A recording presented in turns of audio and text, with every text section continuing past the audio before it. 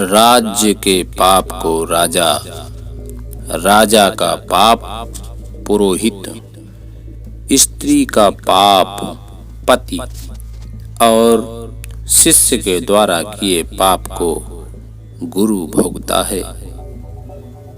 ऋण करने वाले पिता, व्यभिचारिणी माता, रूपवती स्त्री और मूर्ख पुत्र ये मानव जाति के शत्रु हैं। लालची को धन से, घमंडी को हाथ जोड़कर, मूर्ख को उसके मन वाली करके और यथार्थ बात से पंडित को वश में करें।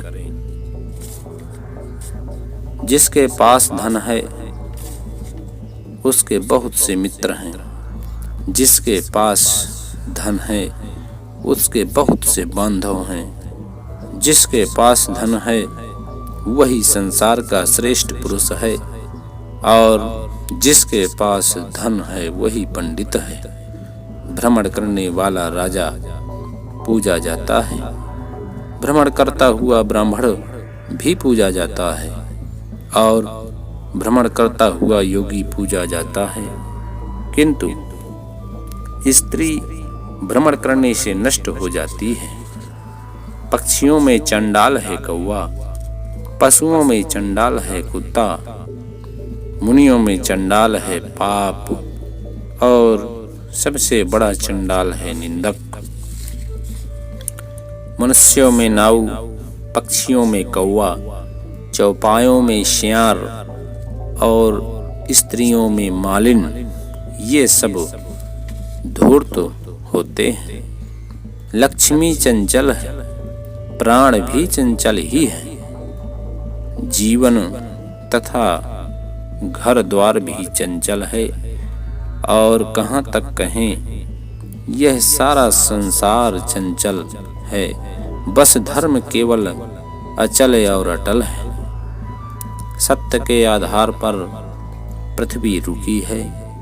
सत्य के सहारे ईश्वर भगवान संसार को गर्मी पहुंचाते हैं। सत्य के ही बल पर वायु बहता है। कहने का मतलब यह कि सब कुछ सत्य में ही है। मेघ जल के समान उत्तम और कोई जल नहीं होता। आत्म बल के समान और कोई बल नहीं है।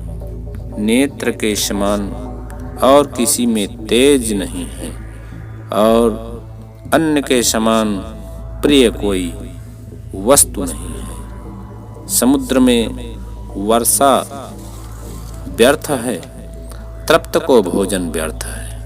धनाढ्य को दान देना व्यर्थ और दिन के समय दीपक जलाना व्यर्थ है।